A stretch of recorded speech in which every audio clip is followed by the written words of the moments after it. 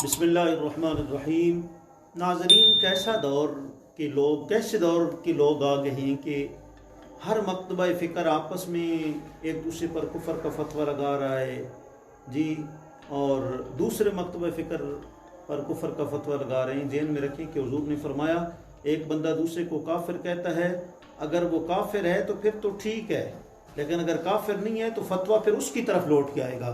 इसलिए इमाम आज़म अबू हनीफा रहमतुल्लाह तआला अलैह ने फरमाया, अगर एक बंदे के अंदर 99 वजूह किसकी हैं? कुफर की हैं, और एक वजह उसमें ईमान की है, तो फरमाया कि उसकी जो फेल कौल होगा उसकी तावील कर ली जाएगी, फिल फौर उस पर या एडवांस उस पर कुफर का फतवा लगा दिया जाए। ये बहुत गलत बात है, हमें इसमें बहुत एहतियात करनी चाहिए।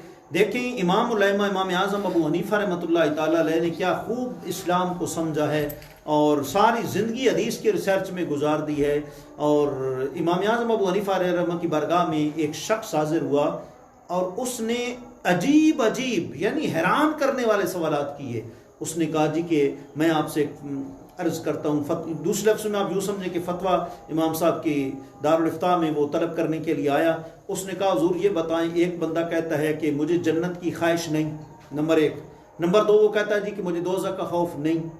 नंबर 3 जी कि वो मुर्दार खाता है जी। और नंबर 4 वो जो है क्या कहते हैं कि अम्र हक से बुग़्ज़ रखता है जी। नंबर जो है 5 वो फितने से प्यार करता है जी, फितने से जो है वो प्यार करता है।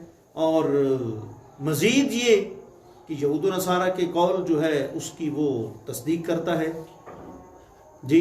और मज़ीद ये कि वो बिन देखे शहादत देता है।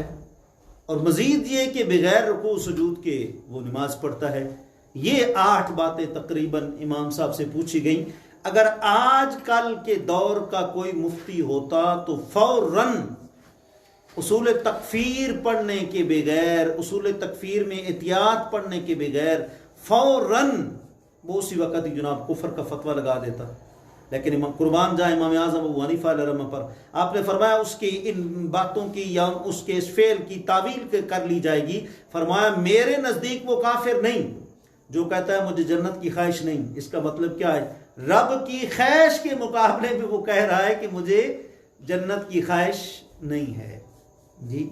ये भी तो एक है ना, एक तरफ तो रब का इश्क है, रब की ख्वाहिश है, दूसरी तरफ जन्नत है, वो तो एक लज्जत और नेमतें हैं ना, तो रब के मुकाबले में तो वो कुछ नहीं।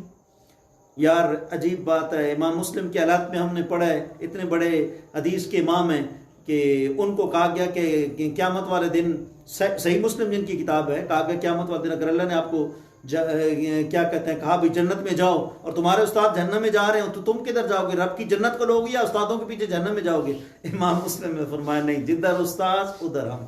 ये पुराने दौर की बात है, आजकल तो एक उस्ताद का मकाम ही कोई नहीं रहा।